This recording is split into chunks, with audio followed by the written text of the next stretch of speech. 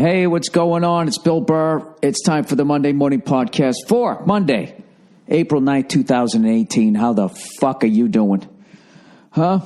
Oh, that's good. That's good. I just got back from Cincinnati, or as they call it, the Natty. The night before, I was in Pittsburgh, or as they call it, the Burg. About a year ago this time, I was in Cleveland, or as they call it, the Land. I've always wanted to do a gig in Akron, or as they call it, the Ron. What is with that part of the fucking country? What is St. Louis? They call it the Louis? The Louis? Hey, welcome to the Louis. Hey, welcome to the Walkie. Welcome to the Inneota. No, it's a state. Minnesota. Inneota. Welcome to the Appalus. Welcome to the Pole. No, it only works with the Berg, the Natty, the Land. And I'm Bill Burr, the douche. And when we return, we're going to be discussing the upturn in the stock market. You know, it's funny. I didn't give him shit about that at all. I didn't even think about that the whole time I was there. I was too fucking tired. I flew in Thursday night so I could get up early the next day and go do WDVE with Randy and Bill. And I went in there, Ian Baggs sitting there like the fucking headliner he is. And there's Joe Bartnick, and we had a great time. And I said bullshit twice, and I said fuck once. I knew when I said fuck because everyone went, oh. And I'm such a foul-mouthed, freckled jerk-off. I didn't even realize I did it. I felt bad. Whatever. I had a good time. So I want to thank Randy and Bill for having me in all these years. That's why I sell tickets in Pittsburgh. Pittsburgh was a very difficult ticket to sell for a long fucking time. You know? I used to work that goddamn Cavernous Improv. It's not a comedy club. It's not a theater. It's just a giant, like they should have a fucking DJ in there. One of those big rooms with no chairs, right? And the guys just start spinning. Everybody's on fucking drugs. Whatever it is they do. Actually, you know, I've seen some of those DJs lately. I've seen some of those YouTube videos. And they have little Casio keyboards, you know, to add to their beats. Do you think it's harder to play drums with just your little fingers than actually play drums? You know what I'm getting sick of? I'm getting sick of the one-man band guy, you know, when they got that little fucking thing where they do a drum beat first, then they add the bass, and then they yell some shit, and then they fucking do something else. I mean, how many people are going to do that fucking act? All right?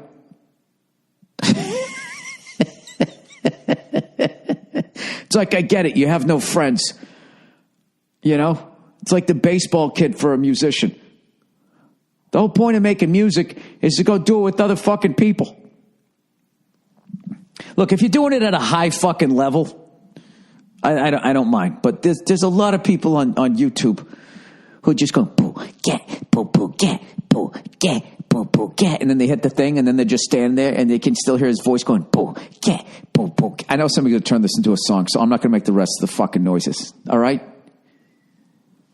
You probably just used like the part of the podcast, or maybe that laughter. Put that over the top, right? And then add your own stuff, and then you have a fucking, there you go. Make a podcast theme, or whatever the fuck I was just doing. Every time, everybody flips the fuck out like, holy shit. I can't believe they just did that. It's like musicians have been doing that for years, haven't they? I remember Steven Tyler way back in the day when they had them making a pump. He was on every fucking instrument in there. I guess because we never saw it. I don't know what I'm talking about. This is one. I try not to do podcasts on days that I flew on an airplane because I feel like for me, they're never funny. They're always fucking scatterbrained. Oh man, me and Bartnick drove from fucking from Pittsburgh over to Cincinnati. I thought it was like a 3-hour drive. I always forget like that fucking, the Conehead part of West Virginia is in between that part of Pennsylvania and Ohio.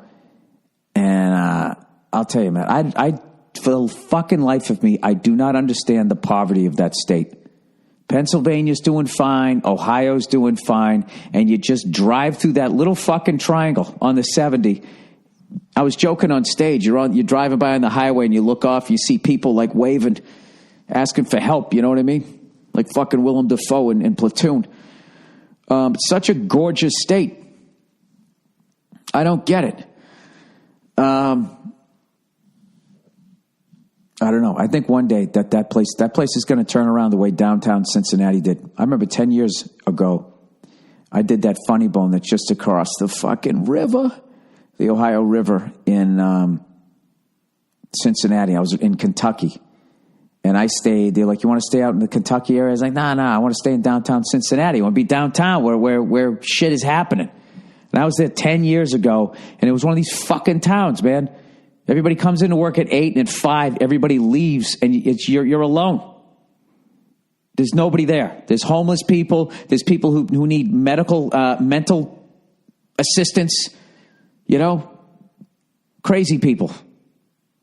And all the stores is fucking closed up. You got to get your last meal by 3 o'clock, or you're fucked.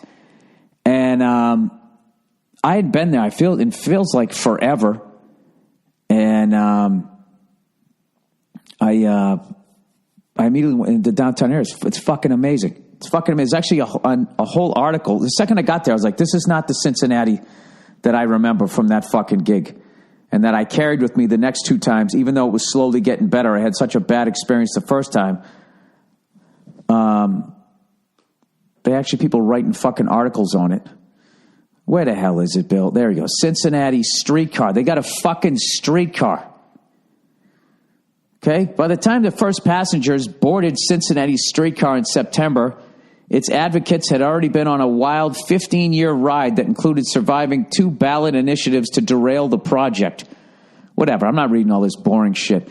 They got all this fucking cool stuff to do down there now. And evidently, I was talking to this guy in the plane. They revitalized a bunch of bad areas, but they didn't kick the people out. Now, this was according to a white male in first class. So who knows? Who knows what happens? Because that's what I'd like to see done. You know? Have that done. And for poor white people, too. I never understand where it's just like, oh, we're making this area better. It's like, what about the people that were there? They would have made it better if they had any fucking money. I don't understand why, like, areas like that.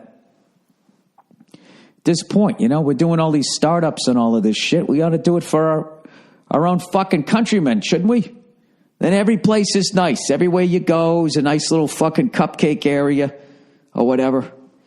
I don't know. Do you think then everything would be the same? Because you already have that fucking problem. You know? There has to be a way to go into different neighborhoods of people and fucking help out broke-ass people, yet they don't lose their vibe. You know? The music, the food, the people, the whole fucking thing. Because once, like, I don't know. Once the fucking people, once white people come in, then it just becomes white. You know? It's got. I really don't even know what I'm talking about right now. I just don't understand West Virginia. It's fucking gorgeous. I don't know why people don't want to. Is being a miner the only fucking job? Is that why? You know, there's either people there mining. Isn't that fucking Honey Boo Boo from there? Fucking dirt floor cabin she grew up in. It's one of the saddest things I tried to watch that show one fucking time, and they were going down the grocery store, and they were having an auction on food that was at the grocery store that they no longer could legally sell. And they weren't even buying shit that at least used to be healthy, like perishable shit, like fruits and vegetables, which God knows what the fuck they sprayed it with, right? They were fucking bidding on like double stuffed Oreo cookies. It's like they've already expired and they're not good for you. And she's sitting there looking like Haystack Calhoun. I mean, what the fuck do you, here's a question. What do you do with that? You know what I mean? That's just like, I mean, it's just a shit show. And it already fucking procreated. So now you got half of that and somebody else. Maybe they'll be half as stupid. Maybe some smart person got drunk and fucked her. That's the best thing you can hope for. And knock down her stupid by 50%, right? Because certain people you see, they're broken. You're just like, all right, well, maybe if they had some opportunity. Then there's other people, it's just like, nah, you know, even if she was born rich, I just don't. Then once the parents died, I think, I don't see that fortune surviving. Let's look up Honey fucking Boo Boo. Oh, Honey Boo Boo was the mom. No, that was the kid. Honey Boo Boo mother. Come on, internet. Mama June. Mama June of Here Comes Honey Boo Boo, famous for raising pageant prisoners. Where the fuck is she from? Amazing weight loss. Jesus Christ. You know when people are really fat and they lose all that weight, and then they got to figure out what they're going to do with the skin? Then they need to do a startup to get rid of the skin, right? I mean, Jesus Christ, she'd need an extra startup just for the shit underneath her chin. She has that unfortunate thing where, like, you know, it's like your chin is flush with your chest. And she's way too young to have that level of a double chin. And that's what happens, people, when you go down to the grocery store because you're so fucking broke and you have to bid on already expired double stuffed Oreo cookies. Her neck is full of the cream. That's what it is. I know, it's disgusting, isn't it? But you know what? In this day and age, I imagine she's a hero. All right, let's see her loss. She lost a bunch of weight. Good for her. Good for her. Now she's going to live longer. You know what they should have done with the facelift? They should have also they should have fixed her. I know this is harsh, people, but there's too many fucking people. There's too much traffic. Okay? You can't have dumb people like making more fucking people that are going to be out there on the road, you know, and their DNA is full of fucking expired Oreo cookie double stuff. You can't fucking do it. And this is the thing that liberals cannot handle and conservatives go too far with. There has to be a feel-good solution. I would just say, listen, if you're dumb and you don't have kids, the government will give you Oreo cookies that have not expired. How about that? We'll start with that as an taxpayers will pay for that. That'll come off the top. Right? I don't know how to solve this. I don't even know what the fuck I'm talking about. I can't tell you this. Guess what the fuck I'm doing on April 13th? I'm going to be in Charlotte, North Carolina, at the Rough and Rowdy event. I cannot fucking wait for this. I think I got the suit that I'm going to wear. I'm very excited, and I'm going to be there. It's going to be $15.99 if you order now. $19.99 the day of the event. I'm going to be commenting the entire night, God willing. I'm going to be there with El Prez, Dave Portnoy, and the big cat, Dan Katz. And guess who's fighting on the card? The one-man thrill ride. All right? He's not wrestling. He's fighting. He's not wrestling. He's fighting, and he's going to show why he's an absolute savage. And I can't fucking wait. I'm very excited for this event. I hope I add to it and bring some more humor to it. And check it out. It's $16. The fuck do you care? What do you do with your $16? Go down there and bid on some cookies. So anyways, I had a great flight back from Cincinnati. Congratulations, by the way. I was very excited for Cincinnati. After watching Pittsburgh, their whole downtown area start to get going again. All right? Cleveland's made a huge comeback. Cincinnati's made a comeback. It's fucking tremendous. I hope this keeps happening because I've been on the road since the 90s, and those places were really sad. And I remember in 2004, when Nick Costas opened Hilarities, I remember looking across the street and talking to one of the comics there saying, if I had money, I'd buy that fucking building right across the street. And it was just like this beautiful building that was just empty. Just fucking empty. And Hilarities were the only lights on that block. And I would finish my show, and the cop would walk me to my hotel around the corner to make sure I didn't get jumped or anything, right? So, and there we are now. Like, that whole street now is lit up like the fucking Bullwinkle show. And, man, if I was where I am now, back then, I would have invested in all those. And I wanted to invest in Detroit. Now that's fucking coming back too. But I still might do that. You know, I think that's a great thing to do. Buy a fucking, in an up-and-coming city that needs money in there, you buy something there, and you don't kick the people out, and you give them a nice, safe place. You know, they're paying rent. The fuck, these fucking assholes, they redo these things, and then they kick everybody out. Then they try and flip it. You know, those fucking heartless cunts that'll go into some beautiful building and just gut the place and come back with like Home Depot bullshit. And then kick everybody out and try to get fucking, 20 and 30 somethings in there. I don't know. I'm against it personally. But then again, I never try to do it. Who knows? Maybe someday I'll become a slumlord. I don't know what the fuck I'm going to do. All right. Anyways, plowing ahead here. So my flight back, I overslept. But fortunately, the airport was right down the street. And cruised through security and all that shit. Got there in plenty of time. And I get on the plane, and Delta Airlines. I always fly a different airline. I'm not fucking loyal to any of them because I never use the fucking miles. All right? I have no interest in getting on the phone, trying to figure out, when I can use them. I don't give a fuck. Keep the fucking miles. What am I, George Clooney in that fucking movie? Up and Away? Up and away with my salt and pepper, perfect fucking hair. You know what I love most about that movie? I'm going to ruin it here. Is when he finally finds love and he comes and he finds out that woman's married. And she looks at him like, get the fuck out of here. And he has to get the fuck out of here. That was one of the realest things I've seen in a movie in a while.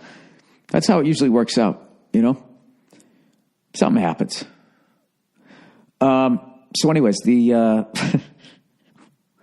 why would I say that? Why would I put that sort of negativity out there? Oh, yeah, because I'm a cunt. That's right.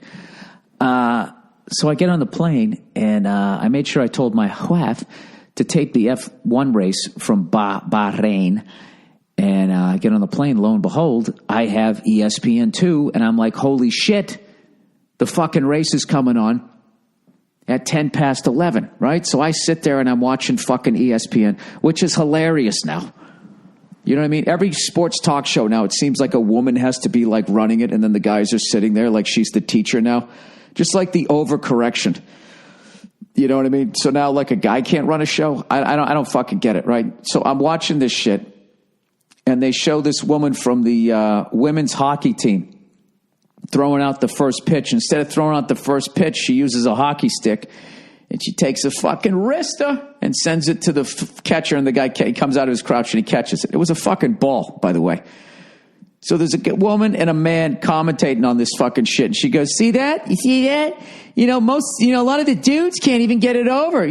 That's why I've been telling you. Women are just better. They're just better at things. And the guy's like, oh, I'm not even going to say anything. She goes, that's right. You got a wife and a daughter. It was just like, what the fuck was that? Just imagine that conversation and you flip the sex. The guy's saying it to her. Hey, you see that? Most of the broads can't get it over the plate. Guys are just better at shit, right? I'm not even going to say anything. That's right. You got a husband at home. I'll slap the shit out of you, you dumb bitch. All right, dumb bitch. I put a little bit too much mustard on it. But that's basically what the fuck they said. And then she came back again and she said it again, which is hilarious. And I you see that a lot now. And at first it bothered me. Then I'm just like, this is actually it's not coming from a place of strength. It's coming from this really insecure place. Like, right? See, we can do stuff. Nobody said you can't. I guess they did back in the day. But nobody now is saying that. I just like, every guy has to have his tail between his legs. I wish I was commentating with her. I'd be like, that's astoundingly ignorant and reverse sexist. What are you talking about? I could fucking do what she just did if you gave me 3 tries. It's a fucking wrist shot with a baseball. You got it teed up on a mound. I don't even play hockey. I think you give me 5 attempts. I think I could fucking do that. But you know what's funny is if I went and I failed, that woman would feel justified because a stand-up comedian couldn't get a baseball 90 feet or 45 feet, whatever the fuck it is, with a hockey stick. That would be considered a victory, I guess. I don't know. So then I'm still watching, right? And then they have this really weird commercial. You got to see this one. I actually wrote it down on my phone so I wouldn't forget. Where am I? You're getting the notes. Women are just better. They're just better. I was fucking around with that this weekend where they just sit there going, you know, the future is female. Like all guys are just going to step aside. After we built everything up, we're just going to give you the airplanes. Go fuck yourself. Earn them.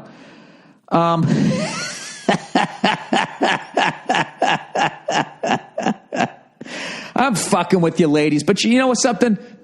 Here's how you divide and conquer. The cool ones know what I'm saying. All right, there's a commercial out right now that you have to see for Nugenic that has the Big Hurt in it. And I swear to God, he's standing there because he lost all this weight. And this woman's standing there with this guy who I assume they're kind of together, right? She goes, he says something, oh, wow, is that the Big Hurt? And she says, wow, that's the Big Hurt. And she said she should call him like the Big Handsome or something. She compliments on the way he looks. And then the guy, rather than being like, the fuck are you looking at another man for and commenting it in front of me? Fucking disrespect me like that in this grocery store. You know, is there something I need to know? Instead of saying that, he just goes, yeah. Or he kind of agreed with her, right? Then they get over there, and there's this really weird conversation where they're talking about this stuff that helps you lose weight and subtly makes you fuck better. I swear to God, the way the dialogue went, I couldn't write it down fast enough. I thought in the end the dude was going to ask Big Hurt to fuck his wife.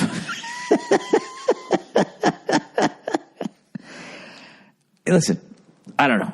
Maybe it's me. Maybe it's me. Maybe all of this is playful and I just have too diseased a fucking mind. And that's how I'm seeing this shit. So don't take it seriously. All right? Speaking of diseased mind, April, I am going to be no vice. Billy, no vice.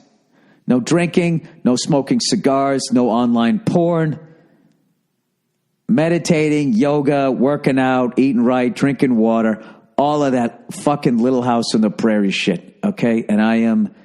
When you hear this, I'll be 9 days in. All right? Oh, Billy No Vice. Hashtag Billy Nice Nice. Oh, Billy Boredom. What else? Oh, William Without. I'm almost halfway through the month. No, I think I'm going to try to go to my birthday. Right? I'm going to go to my birthday. You know, get myself, in the shape I want to be in. So turning 50, turning 50 wasn't bugging me. Now all of a sudden, now that it's like 2 months away, as of today, no, as of Tuesday, it's 2 months away, it's starting to fucking hit me. Even though I know I'm not going to feel any different. It's just that you can kind of lie to yourself through your 40s that, I look good for my age and blah, blah. You turn 50, you're fucking old. You're even old to people that are old. Like somebody 70 would love to be 50, but they're not looking at you like they're not picking. They'll take 50. You know what I mean? But if nobody's picking that age. If they rub a genie lamp and a genie comes out, what age do you want to be? Nobody's saying 50, even if you're fucking 120. Who's getting who? Nobody's saying 40 or 30. I don't give a fuck. Anyways. So it's been going good. It's been going good. I like not drinking, I guess. I do, but I don't know. If you go to Pittsburgh, Pittsburgh's just a town you're just like, fuck, man, I'm getting drunk. How do you not? This is just, it's too amazing. We went to that Primanti Brothers, however the fuck you say it. We went to the place, the Italian market. Bartnick's favorite one where he gets the gabagool, right? The gabagool. Got all of that, and they just, was eating that all fucking weekend. Stuffed olives. I ate like a fucking lunatic, but I didn't eat at night, so it wasn't that bad. But I definitely did not eat healthy over the last couple of fucking days. But anyways, I didn't booze, I didn't smoke. And both towns had cigar bars, and I had to walk by them. And on the plane ride home, I was watching top 10 tight ends of all time. And they got to Mike Ditka. And he was talking all this shit. And then he just took, a fucking, couple of pulls off this fat cigar. I was just like, fuck. But I'm going to make, I don't know. You know what it is? It's like every day I wake up and I don't miss not doing heroin because I never did it. And that's the thing. Like they say, once you open the Pandora's box. Oh, fuck. Speaking of that shit. You know that AC/DC song, Sin City? And when they do the breakdown, boom, boom, boom, boom, whatever the fuck. I can't remember. I can never remember the bass line of that. But boom, boom, boom. Oh, yeah, and the kick drum's on too, which is weird. And then Bon Scott goes, ladders and snakes. Ladders give, snakes take. Right? And I was always like, what is he saying there? Ladders and snakes? Liars? Sounds like he's saying ladders, like something you climb up. I never knew what the fuck it meant. Did I tell you guys this the other day? I can't remember. And Mike Devin told me, he goes, no, he said, that's in Australia. That's like chutes and ladders. But the original was called Ladders and Snakes. And then I looked it up. It's actually from India, if I'm right. And it has to do with vices and virtues. And it's called Snakes and Ladders. So as you play, it's sort of the same board game as chutes and ladders, right? So, if you get on a snake, that's a vice and you slide down. If you land on a snake, I should say, you slide down. But if you go on a ladder, that's a virtue, and virtues bring you up. So I'm basically, after years of sliding down into vice, I'm now going to try to go up a couple floors on the ladder, I guess. I don't fucking know. I don't know what I'm doing. All I know is every once in a while I got to shut down. But every time I have to shut it down, like the window is shorter. I used to go hard for 10 months and then shut it down for a month. Now it's like I go hard for 2-3 months and then I shut it down for like 4 or 5. I don't know. Can you hear it? Just all the comedy just left of this fucking podcast. It's just not fun. It's not fucking, I don't give a fuck. People, I fucking love being sober. I love being sober. I'm sitting next to this fucking guy, one of these guys that says yes. And that's the worst when you're sober. Can I get you something to drink? I'm like, yeah, I'll have a water. And he goes, I'll have a Bloody Mary. I'm like, fuck, I'd love a Bloody Mary. He finishes his Bloody Mary. She goes, would you like another one? He's like, yeah. How about you, sir? Nah, I'm fine with my water. I was just clocking this guy, right? I flew out, another guy was just like that. Had a Jack and Coke. Then he got the fucking meal. Then got another Jack and Coke. And then the lady said, hey, you want some ice cream? Right? And he's like, yeah, but can I wait? She goes, yeah. Then later he had the ice cream. He said yes the entire fucking flight as I sat there. I'll just have a water. Anyways, plowing ahead. By the way, that's what you can look forward to. You work your ass off. You sit at the front of the plane. They bring you ice cream like you're a fucking 2-year-old. But here's the thing then. Here's the thing. All right? You die sooner. Because you're up there eating and drinking like a fucking asshole. All right? At least if you're in the back. You know what I mean? You're back there starving. But you're going to live longer. All right? And the worst thing is to ride up front and be sober and watching somebody acting like they're in the fucking Roman Empire and you're sitting there drinking fucking waters. Or eating a sad salad. Anyways, let me do the fucking the reads for the week here. What do we got here? Do I have any advertising left in this? Oh, the Black Tux, everybody. The Black Tux, like the Ohio State or the Land, the Natty, the Berg. The Black Tux. For more than a year now, I've talked about thebblacktux.com. The Black Tux never gets old because they always have new and exciting styles for your next big event. Ooh, look at that lapel. Hey, I like your cummerbund.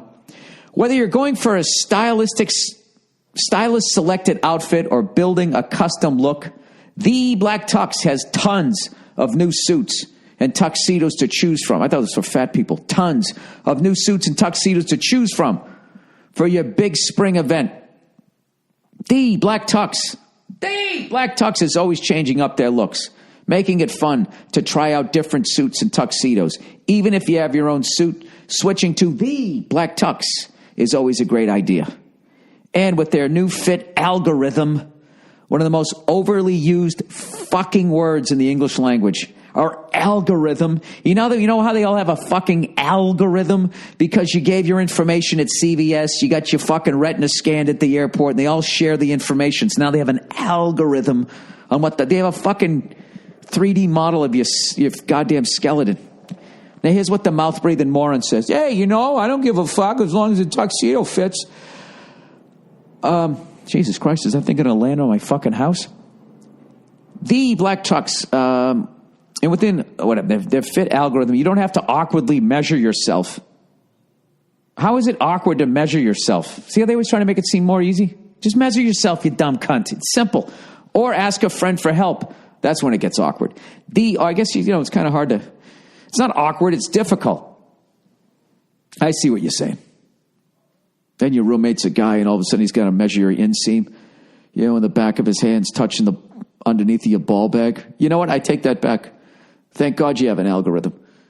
All right, the Black Tux does it for you. Plus, the Black Tux is free. Home try-on lets you see the fit and feel the quality of your suit months before your event. I always think that's dangerous. Months before your event, you try it on, and then what? You fucking go out boozing, and it doesn't fit. You burst in your cummerbund there. After ordering your suit will... I always blow off commas. After ordering, your suit will arrive 14 days before your event. And remember how simple returns are. Wear it, turn heads, then send it back 3 days after your event. Shipping is free both ways. Stand out at your event for the right reason with the Black Tux. Wear it and just ship it back. Good Lord, I can't imagine the hazmat suit they're wearing when they take that thing back during prom season. To get $20 off your purchase, visit thebblacktux.com/Burr. That's thebblacktux.com/Burr for $20 off your purchase. Hey! Thebblacktux.com. Premium rental suits and tuxedos delivered. Simply Safe. Here's why I'm a big fan of Simply Safe home security, evidently. Simply Safe is prepared for anything that gets thrown at it. If a storm takes out your power, Simply Safe is ready. An intruder cuts your phone line, Simply Safe is ready. Say they destroy your keypad or siren, Simply Safe will get you the help you need. They come running up your front door with a fucking chainsaw on, Simply Safe is ready. Sure, maybe it's overkill. Maybe you don't need to be ready for every worst case scenario, but that's what makes Simply Safe home security system so great. It is always ready.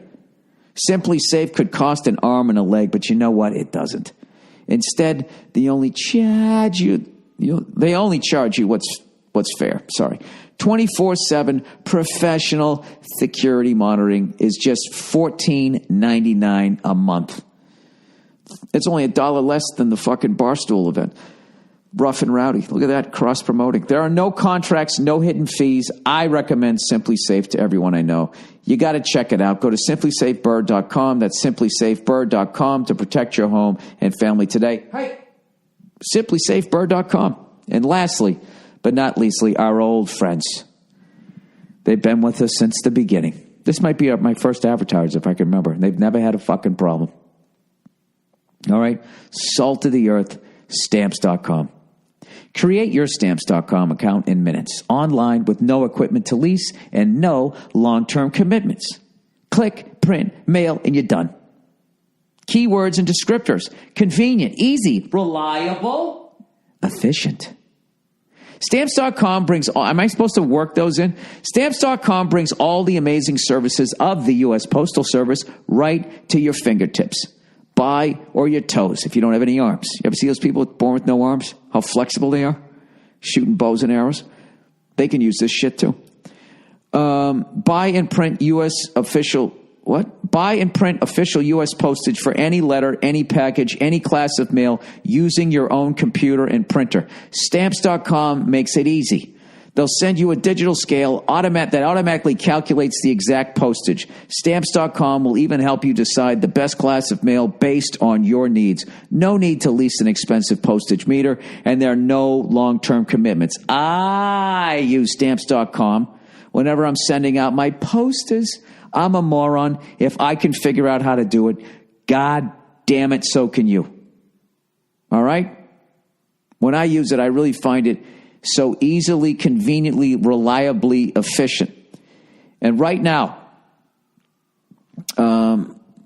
absolutely no negative references to the post office. Okay, got it. I will not say one bad thing about the post office. And right now, you too can enjoy the Stamps.com services with a special offer that includes a 4-week trial, plus postage and a digital scale. Go to Stamps.com, click on the microphone at the top of the homepage and type in Burr. That's Stamps.com. Enter Burr.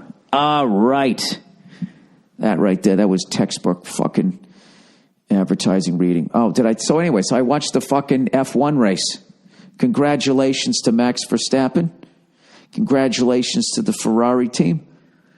I don't know what the fuck's going on in the pits. I hope that guy from Ferrari is all right. You knew he broke his leg. What's his face? What the fuck's his name there? Kimi something or other. Kimi Rigatoni. The other guy in the fucking Ferrari team. I thought I fucking knew his name. Anyways, he comes in for a pit stop, and they've been having all these problems. Like the Haas team, both their cars the previous race in Australia. Sorry,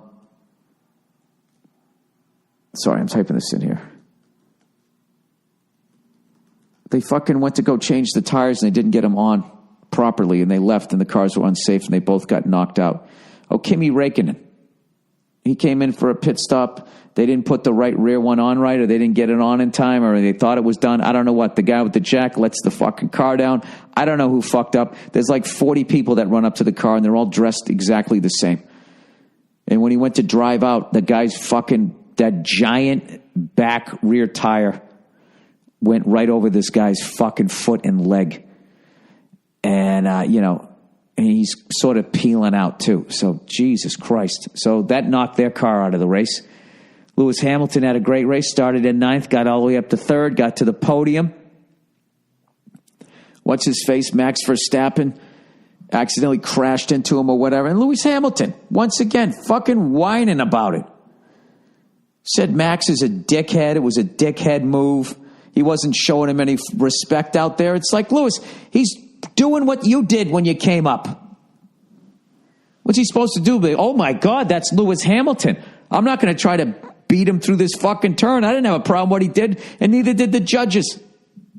So what's the problem? He had this whole fucking thing where he was saying, he was disrespectful. It was a dickhead move and all of that. Hey, I don't know. That guy is... I totally respect him. He's a fucking amazing driver. But I swear to God, if he doesn't win, he's always bitching about something. He reminds me of Peyton Manning early in his career. We had protection issues. Always fucking finger pointing. Oh, my radio wasn't working, so it was very difficult to try to figure out when I was supposed to drive or not. Haven't you done enough of these? There's somebody in front of you. Go get him. Bill, it's a little more sophisticated than that. He was on the mediums, and the other guy was on the super softs.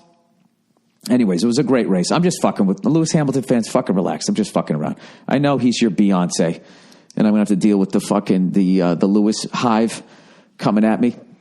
I don't know. I make fun of Lewis Hamilton because he is the best. The guy's the best. Mercedes last year was the fucking best. The last couple of years, they've been the goddamn best. And I'm new to the sport, so what am I going to do? Am I going to jump on the bandwagon? I can't. I'm rooting. I root for Haas, the American team. When Kevin Magnussen came in 5th place. That's 10 points, motherfuckers. Unfortunately, our other driver, Romain, like the lettuce, Grosjean, however you say his name, he came in 13th. But it was a great fucking race, and I hate to say this. ESPN2, their coverage of that race was fucking phenomenal.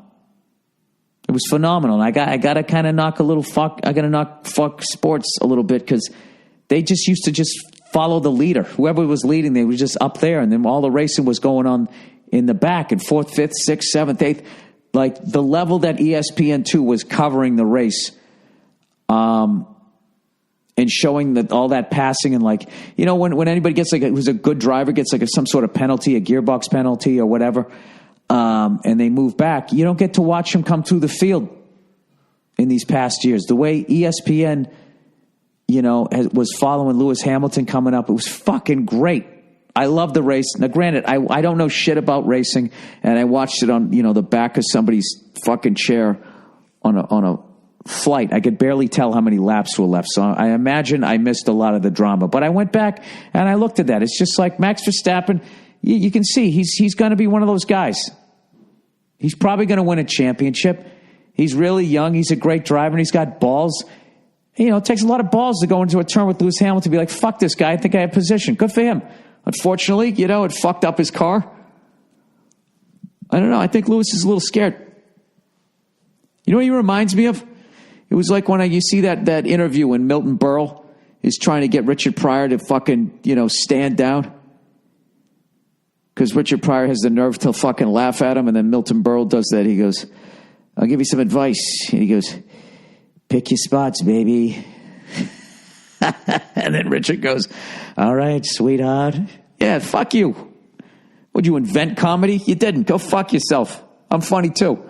That's how I feel with Max Verstappen. Yeah, he's a fucking race car driver. He's supposed to fucking get out of the way. He's not racing anymore. Now he's just driving around. I could fucking do that. Poor Red Bull team. Jesus Christ.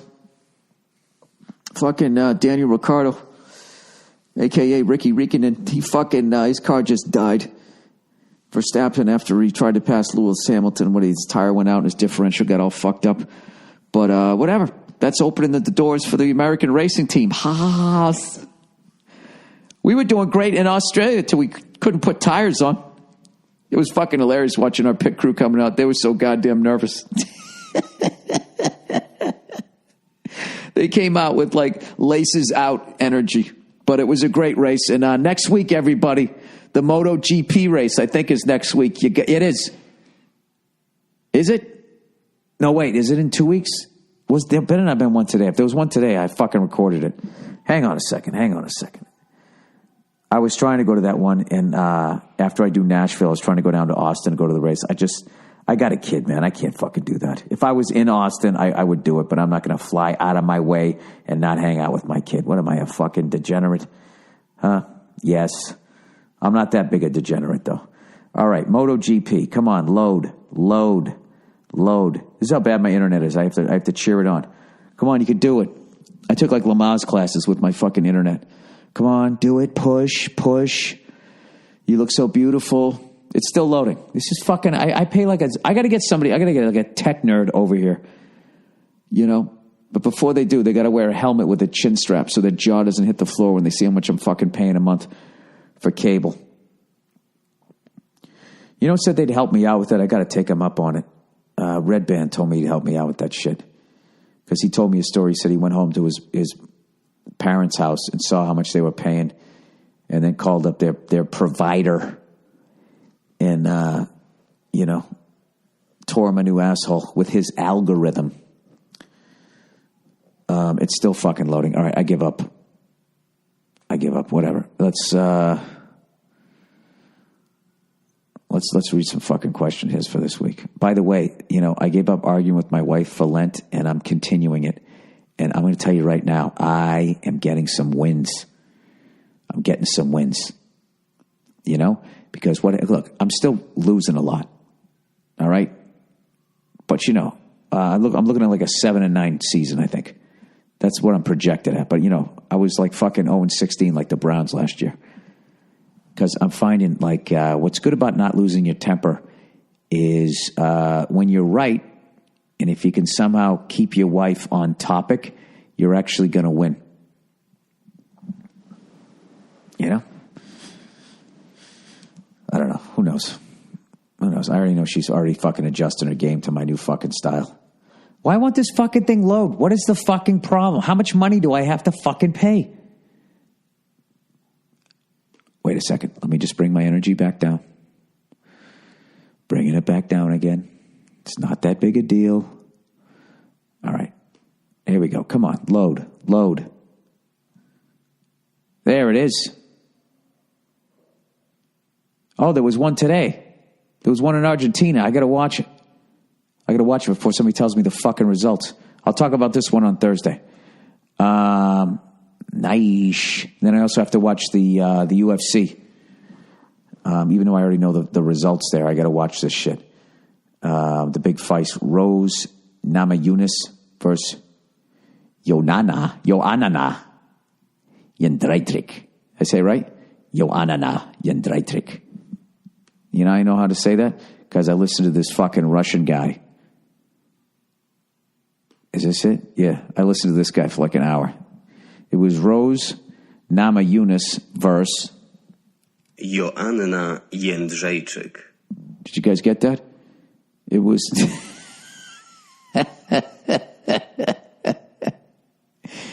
once again, the fight was Rose Namajunas versus Joanna Jędrzejczyk. Joanna Jędrzejczyk. Joanna. At some point in her life, she has to meet fucking Axl Rose so he can sing her name, right? Joanna Jędrzejczyk. Sorry. Boogie Woman is coming for you.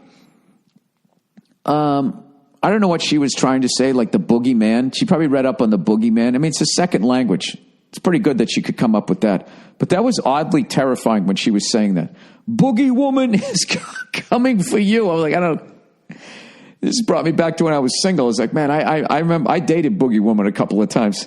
You know, one of those women you break up with and you don't even go back for your stuff. Just like, fuck this. You can have it, man. I'm fucking out of here. Goddamn witch. All right. Des Moines, Iowa. Billary Swank. Hey, Billary Swank.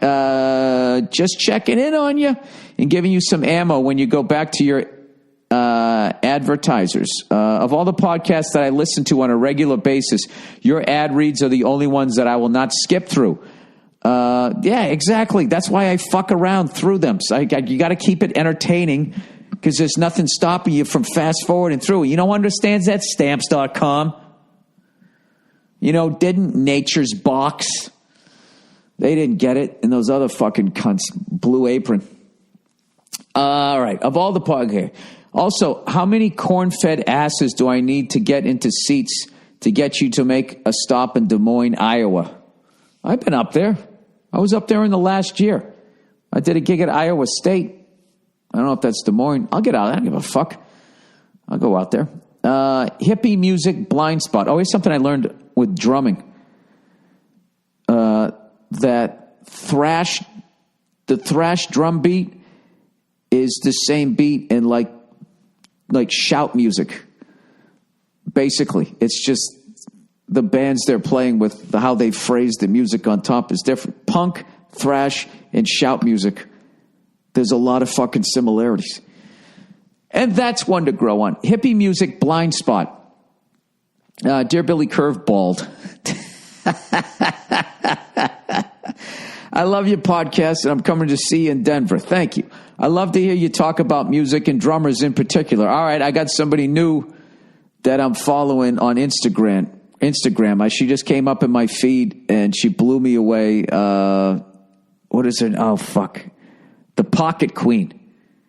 And I thought it was funny because I don't know if she's a Guns N' Roses fan or if it's just a coincidence. But, Rocket Queen, Guns N' Roses fan, and then the Pocket Queen. And she's just an amazing, amazing drummer who's having the time of her life when she plays. I think it's the_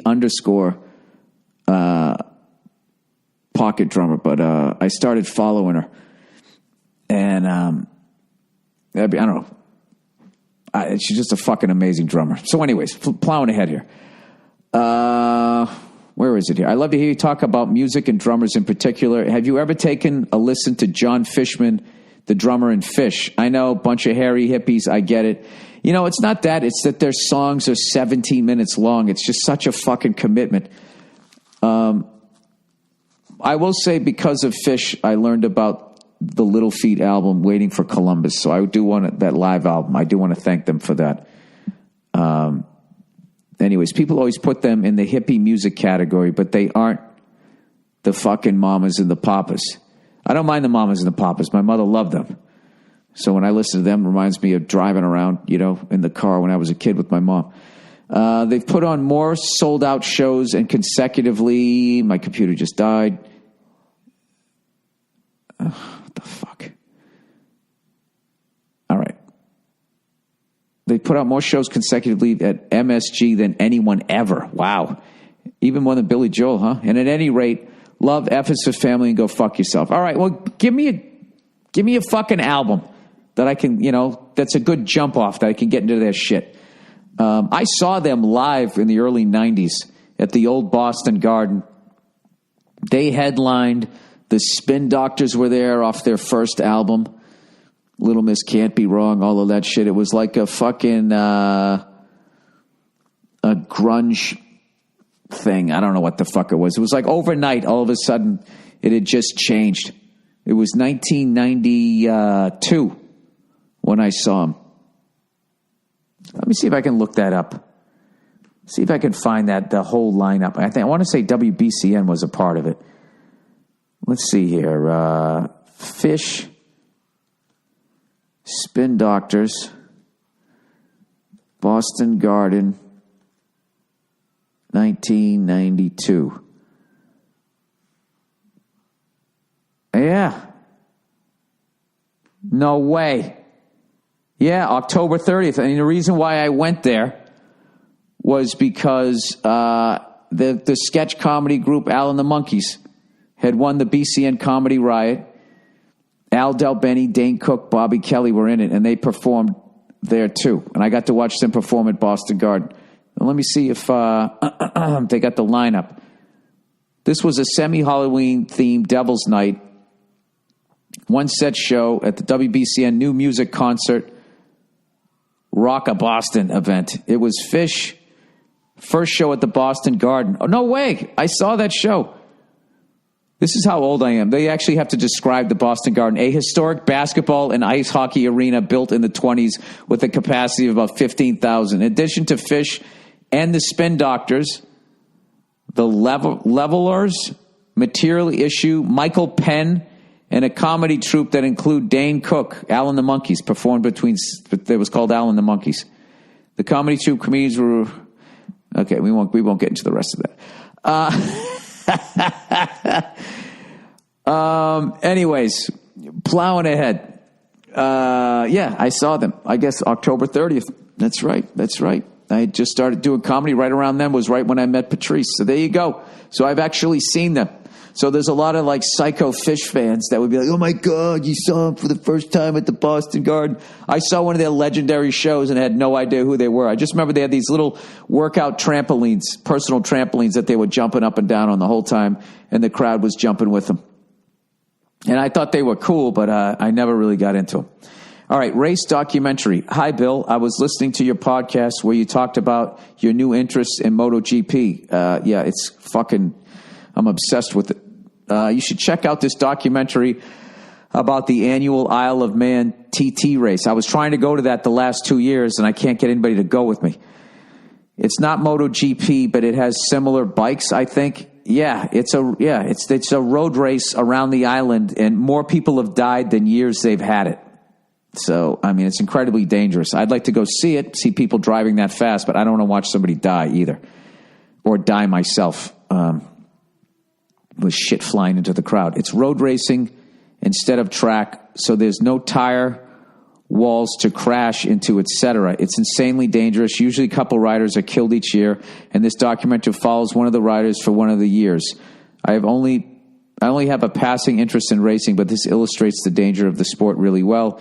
In case the link doesn't work, the doc is called TT3D, Closer to the Edge. Love the podcast. You crack me up. I might even buy some of your shit you're peddling. I'm really not I don't sell anything on my website. All right? So I didn't need the little snide fucking comment. Oh, maybe you're just talking about the shit that I'm advertising. In that case, fucking have at it. All right. Evil Woman. Ooh, Evil Woman. Dear Billy Halebop.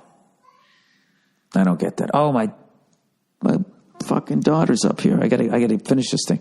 All right, I was watching the documentary called Wild Wild Country with my girlfriend.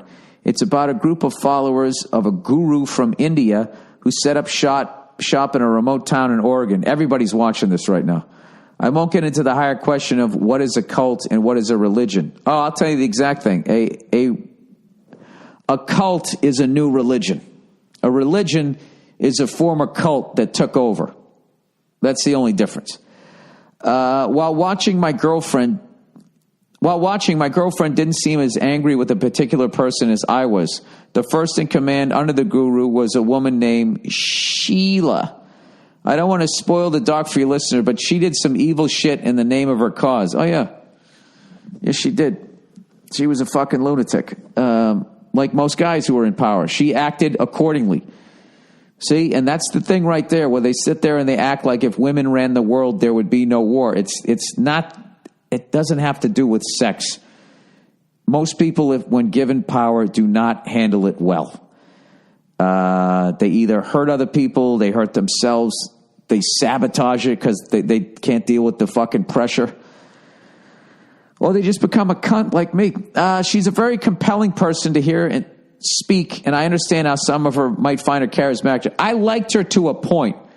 I liked that she was just like standing up to everybody, but then, she went too far.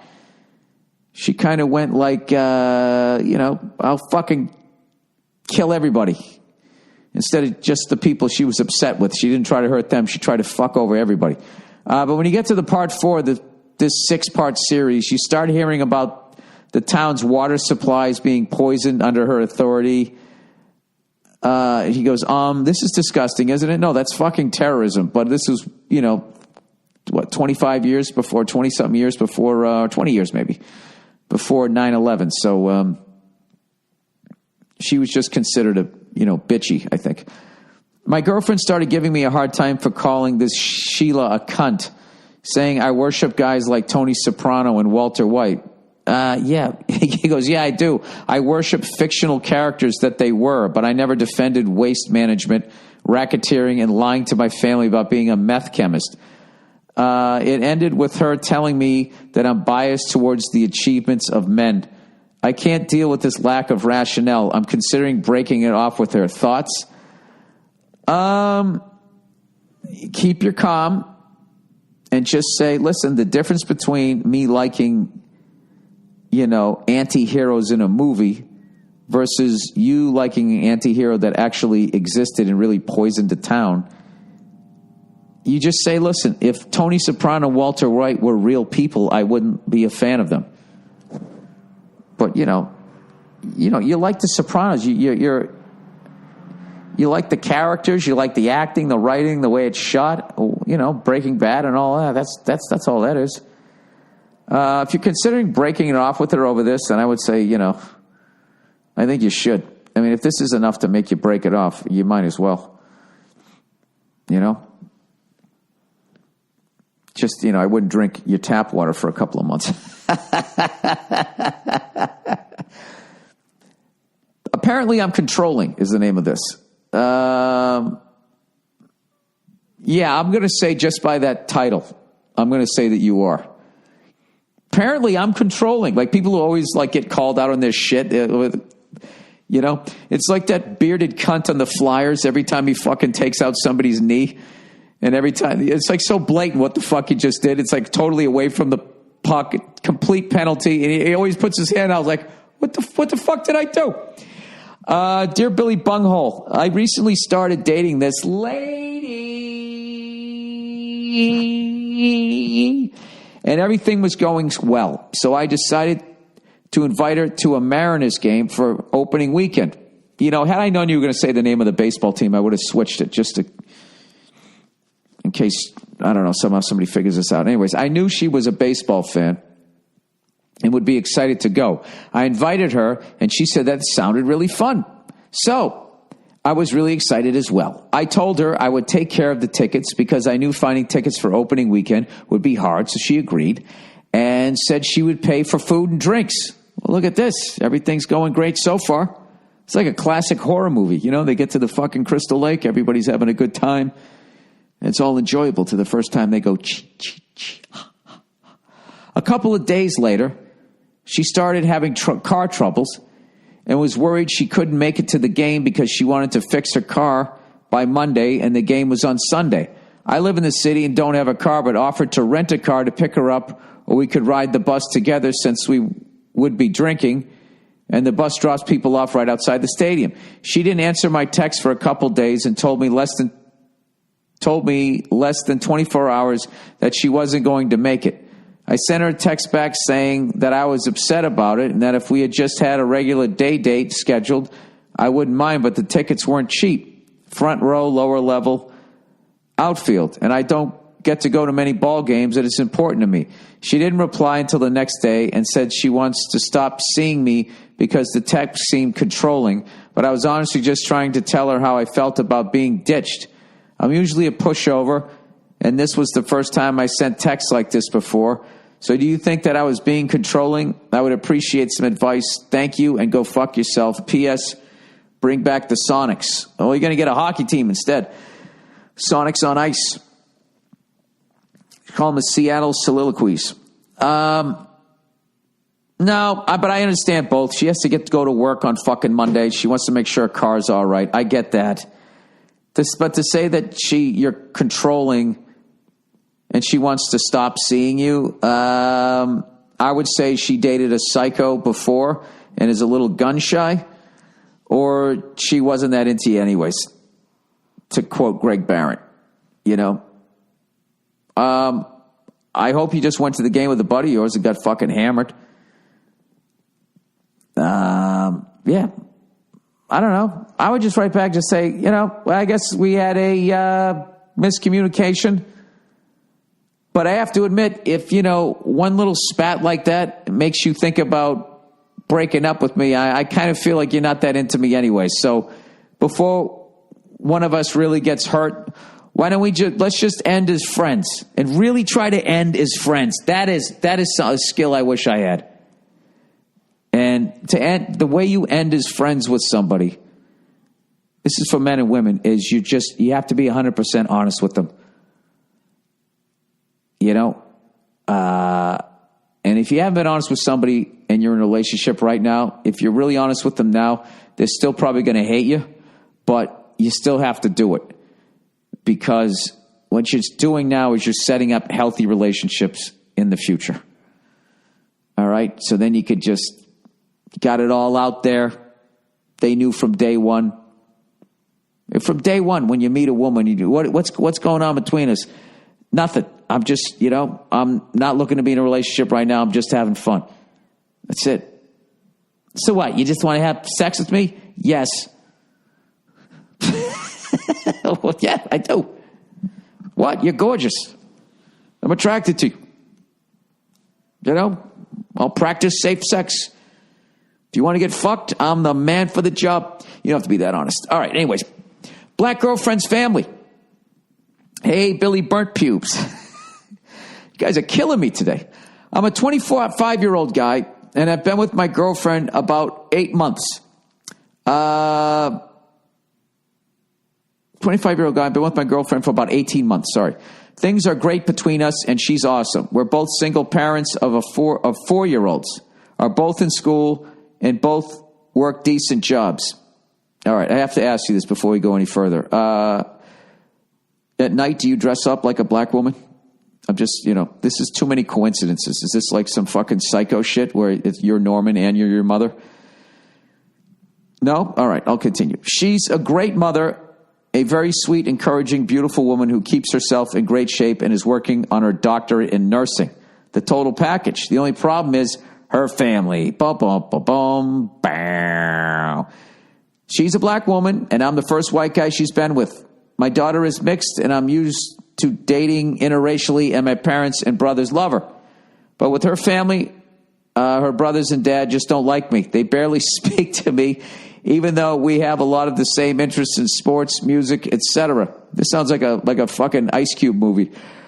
Her mother, grandmother, and sister love me, and we get along great. But I plan on marrying her and would like a good relationship with her brothers and her dad. They have no reason to dislike me, as I treat my girlfriend very well and have never acted like an asshole around them. Well, yeah, you're getting judged probably by other white people and the shit that they've done. The only thing we can think of is they don't like me because I'm white, because she said her ex and them were cool and even hooped together often. Oh, wait. Okay, so her ex, they like the other boyfriend better. Her brother said to me a few weeks ago when I tried to talk him and invite him to play ball, he said, "We got nothing to speak on. You're never going to be family." It came out of nowhere. Before they were just cold to me. I've come across people being prejudiced to me while hooping and in my area I grew up, but it's just weird because they actually know me and know how much I care about their sister. Any advice from you or the lovely Nia on how to approach the situation, or if you've ever run into this problem? I'm saving up to buy a ring and would like to rectify this before committing the rest of my life to her. Thanks for all the laughs over the years and go fuck yourself. That's a fucking major issue. That's a major issue. And relationships are hard enough. Forget about when one whole side of the family doesn't like you.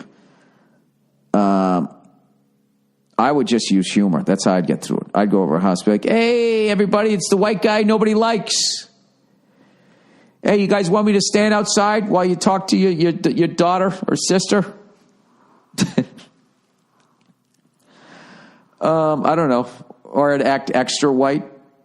I'd go over there dressed like with a Donald Trump extra long red tie. I just started having fun with it. You know? Hey, did you guys see that fucking great speech by Trump? I don't know. See, I'm a dick. I'd probably start doing that. But I got to be honest. That's going to wear on things. I think I would pump the brakes on the ring until you work that out. And I think you guys maybe need help beyond some dick joke fucking comedian.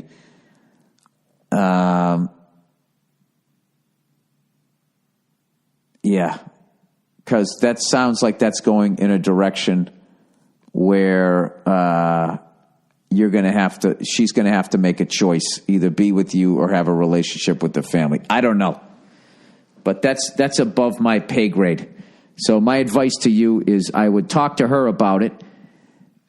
And, I